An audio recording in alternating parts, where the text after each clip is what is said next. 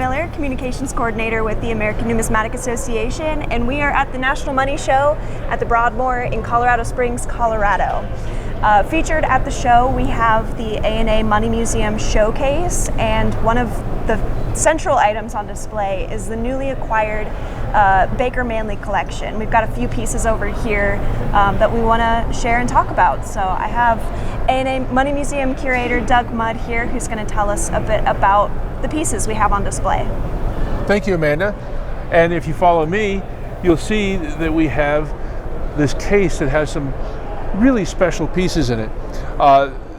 Dwight N. Manley, who is a benefactor of the A&A, donated these recently to the A&A. This collection is the collection of Washington-related medals and coins. It's got some amazing pieces in it, and we have a little selection of them today so that people could get a taste.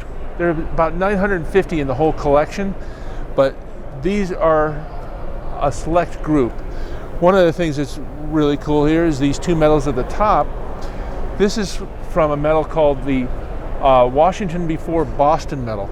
Now, George Washington, in the early part of the Revolution, took command of the armies in 1775. In 1776, he was charged with besieging the British forces that were at Boston.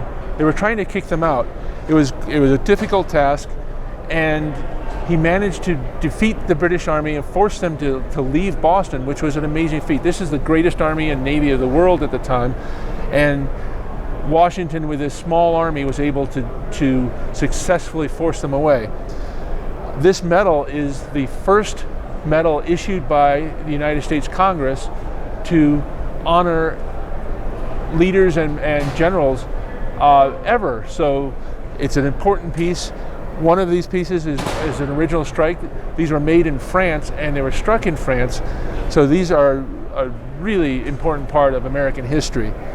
The next two that we have over here relate to Washington late in life as the leader of the United States, as president, as general, and basically the founder, the father of his country, as he was known by that time.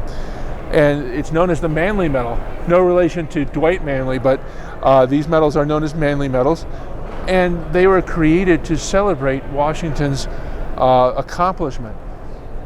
The fact that he was made general of the armies in 1775, and then he resigned that position.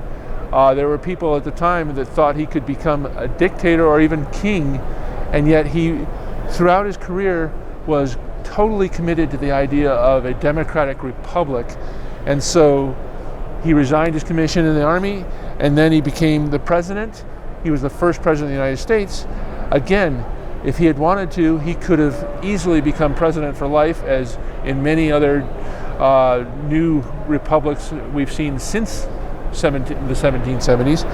But he decided that was not what was important. What was important was the nation and the people, not his own ego, not his own power. And that's what made him special, and what made him memorable, especially to Europeans who were used to the idea of kings, queens, or military dictators. They weren't used to the idea of somebody who could actually step back from power and allow liberty and freedom to his fellows. And that's a short synopsis of what we have on display here. These are all part of our Medal in America exhibit that is on display at the headquarters as well.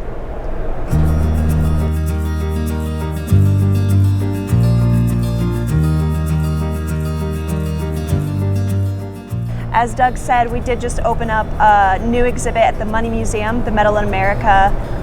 Anyone in the public can now go and see what's on display, so be sure to stop by there as well.